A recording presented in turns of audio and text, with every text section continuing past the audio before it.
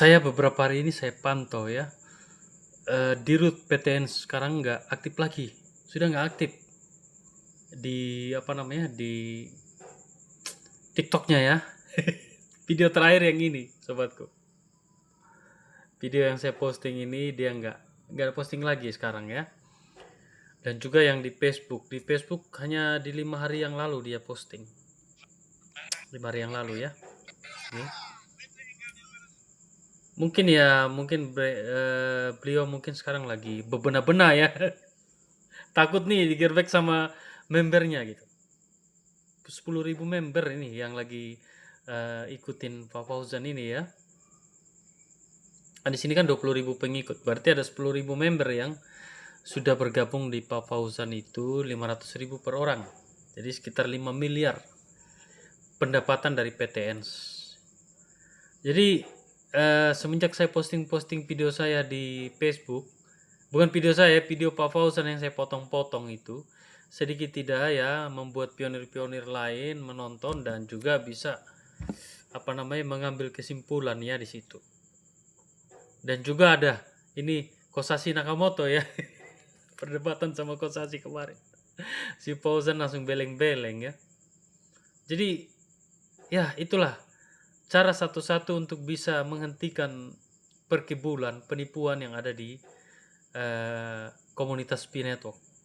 Ya, saya berusaha semampu sekuat tenaga saya untuk bisa mengurangi penipuan GCP ya, yang menggunakan platform untuk bisa menarik uang member daripada pionir-pionir yang ada di seluruh Indonesia. Jadi kalau teman-teman menonton video saya ya, malam ini bukti ya, Fauzan nggak muncul lagi. Mudah-mudahan ya nggak muncul terus gitu. Nggak ketampil lagi di sini di TikTok. Kalau sampai nampil lagi di TikTok bahaya dia itu, bisa-bisa diproses lagi dia. Ini bukti-buktinya di TikTok itu banyak ya, bukti otentik ya, PT-nya legal. Dalam surat-surat PT-nya itu mengatakan bisa membantu pencairan kripto, konverter kripto ya. Tetapi tindakan yang dia lakukan di lapangan bukan mengkonversi koin kripto, tetapi mengumpulkan uang member. Itu salah satu yang menurut saya dia sendiri menantang aturan atau pasal-pasal yang ada di di PT-nya pada saat pembuatan PT. Jadi kalau dia diproses ya bisa diproses sama siapapun bisa, bukan pionir pun bisa proses dia.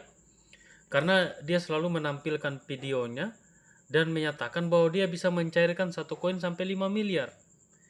Padahal sementara kenyataan di lapangan nggak bisa dia cairkan koin, bahkan 1 rupiah pun nggak bisa dicairkan. Tetapi dia mengumpulkan uang member untuk kepentingan perusahaannya dan dirinya sendiri. Dan itu suatu perbuatan yang dikatakan kriminal namanya ya. Jadi mudah-mudahan lah ya segera diproses oleh teman-teman pionir di seluruh Indonesia supaya tobat ya. Karena itu suatu hal yang merugikan banyak pionir. Bayangkan 10.000 member ya, kali aja. Saya bukan iri dengan pendapatan Fauzan. Kalau pendapatan dengan cara perkibulan kayak gitu ya makan uang haram. Kalau saya penjualan teknis, jual beli wajar, 300 rupiah, 1.000 rupiah untungnya itu sudah normal lah ya. Tapi nggak pernah iming-iming seseorang. Jadi itu. Nah, hasil dari yang terjadi sekarang baik di Kawanua atau PTN itu buah hasil daripada doktrinisasi GCP, Dorisin dan Sinonce ya. Jadi teman-teman pionir yang menonton video saya ini ya, Anda lihat ada PT ini, PT itu, PT ini katanya bisa cairkan nilai GCP, bisa tukar barter mobil dengan nilai GCP, tapi sebentar kalian disuruh gabung dengan keanggotaan per anggota itu 500.000, ya ada yang 150.000 sampai 2 juta rupiah.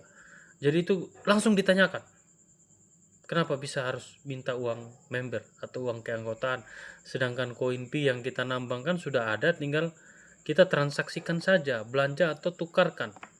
Ngapain kita harus kumpul uang member? Itu pertanyaan yang sangat mendasar buat mereka, platform penipuan GCP. Jadi ini bukan semurni kesalahan mereka juga si Pausan ya, sama si Hendra Tambani, tapi itu semua kesalahan dari Dorisin.